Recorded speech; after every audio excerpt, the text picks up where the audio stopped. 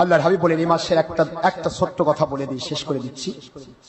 রোজা রেখেছেন রমজান মাসে রোজা, তাই না? রমজান মাসে রোজা রাখলাম না আমরা? এখন আমরা আল্লাহর হাবিব বলেছেন আন আবু আইয়ুব আনসারী রাদিয়াল্লাহু তাআলা আনহু قال قال رسول الله صلى الله عليه وسلم من صام رمضان ثم أتبعه ستا من الشوال كان كصيام الدهر سبحان الله أو كما قال رسول الله صلى الله عليه وسلم رواه مسلم فتح الملهم মিশকাত মিরকাত আশাতমা সুনাদ দারমি দারিকুতনি মিশকাত শরীফের 179 নম্বর পৃষ্ঠা খুললেই পাবেন। আল্লাহর হাবিব বলেন দুনিয়ার মুসলমানেরা রে, রমজান মাসে রোজা যারা রাখলো আর এই রোজার পরে তার সাথে আরো 6টা রোজা, শাওয়াল মাসের 6টা রোজা যারা অ্যাড করে দিল, আমি আল্লাহ ঘোষণা দিলাম। কোরআনের ভাষায় নবী বলেন, আল্লাহর কুদরতি ঘোষণা নবীজি দিচ্ছেন। নবী পাক সাল্লাল্লাহু আলাইহি সাল্লাম বলেন তাকে আমার আল্লাহ ঘোষণা দিয়েছেন পুরা মাস তারা, পুরা বছর তারা খাবার খাবে, কিন্তু তারা রোজা আছে, এই ফজিলত আমার আল্লাহ দান করবে। কানা কা সিয়ামিদ দাহর, রমজান মাসে রোজার সাথে আরো 6টা রোজা যে শাওয়াল মাসে অ্যাড করলো, তারা সারা বছর খাবার খাবে কিন্তু রোজা রাখার সওয়াব পাবে। রাখা দরকার আছে।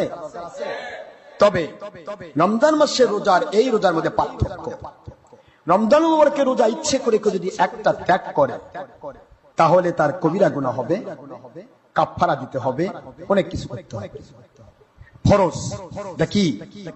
আর শাওয়াল মাসের 6টি রোজা ফরজ নয়, নফল।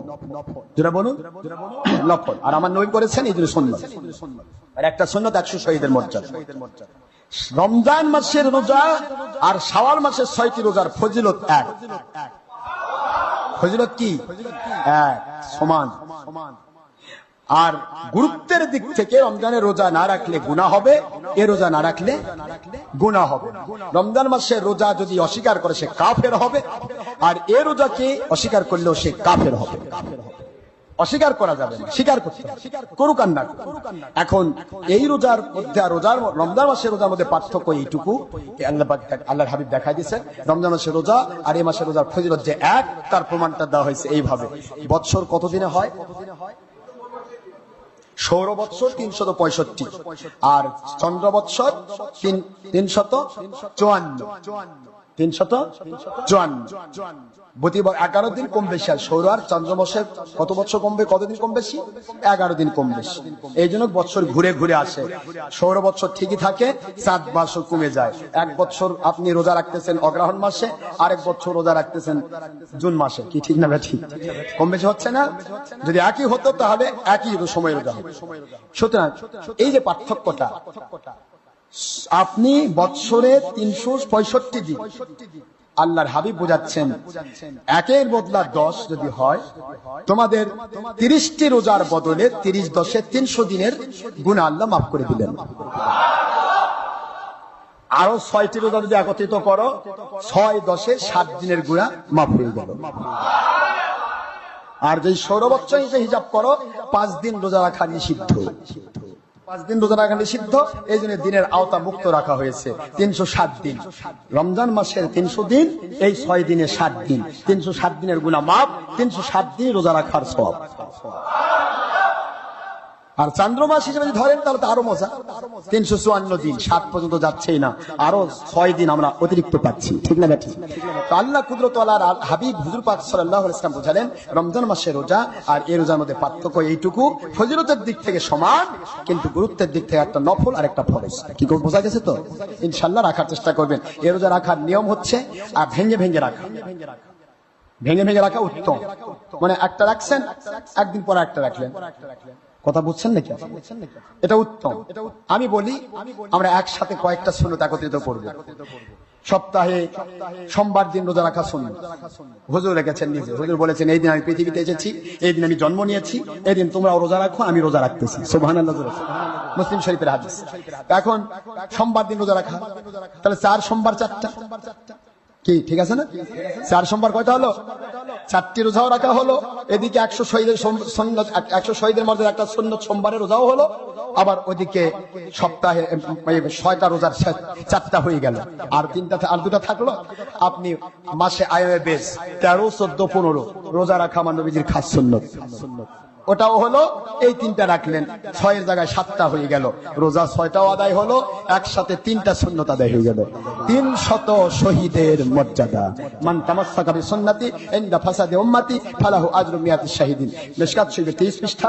আমার নবী পাক সাল্লাল্লাহু আলাইহি ওয়াসাল্লাম বলেন, শেষ জমানায় যারা সুন্নতের পাবন্ধ হবে তাদের প্রত্যেক সুন্নতের বদলা 100 শহীদের মর্যাদা দেওয়া হবে। তাহলে আমরা এভাবে রাখতে পারি। আর মা বোনেরা আবার এটা সেটিং করবেন অন্যভাবে।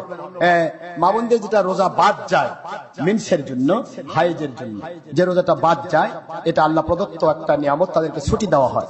এই ছুটি দেওয়ার কারণে যে 5টা বা 7টা রোজা নষ্ট হয়েছে, এই রোজাগুলি মাদেরকে আলাদা করে দিতে হবে। এটা কিন্তু আবার শাওয়াল মাসের 6টার মধ্যে পড়বে না। আমার কথা কি বুঝতে পেরেছেন?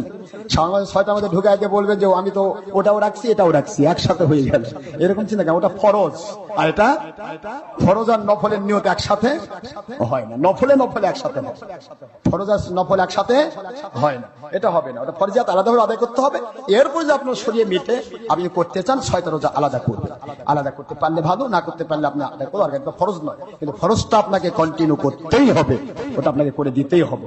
এই তাদের মনে থাকে যে কারো কোনো কাজা গেছে, আপনার বা আমার, যদি কারো কোনো কারণে যদি কাজা যায়, অসুস্থ হয়েছে, বিভিন্ন কারণে মুসিবতের হালত ছিলেন, তাহলে যদি কাজা যায়, তাহলে ওই কাজার জায়গা কিন্তু আপনার এই 6টার আওতায় আসবে না। কাজাটা আদায় করা ফরজ, আর এই 6টা আদায় করা নফল, সুন্নতে জায়েদা। এখন এটা আলাদা জিনিস, ওটা আলাদা জিনিস, ওটা আপনাকে করে দিতে হবে। এরপরে যদি সম্ভব হয় এটা করবেন। তবে এটা আর রমজান মাসে রোজার ফজিলত কিন্তু এক সমান। জোরে বলুন সুবহানাল্লাহ। আল্লাহ পাক আমাদের বোঝার তৌফিক দান করুন। নফলের গুরুত্ব থাকতে হবে, যেহেতু আল্লাহ কোরআন শরীফ সূরাতুল বাকারার 184 নম্বর আয়াতে বলেছেন, 2 নম্বর সূরা, 2 নম্বর পারা, মদিনাবতীর সূরা, ওয়ান তাসুমু খায়রুল লাকুম ইন কুনতুম তা'লামুন। যদি তোমরা অতিরিক্ত নফল রোজা রাখো, নফল ইবাদত করো, আমি আল্লাহর কাছে এটা তোমাদের অতি উত্তম হবে, কারণ তোমাদের নফলটাকেই কিয়ামতের দিন আমি আল্লাহ পাক ফরজের ঘাটতি পূরণ করব।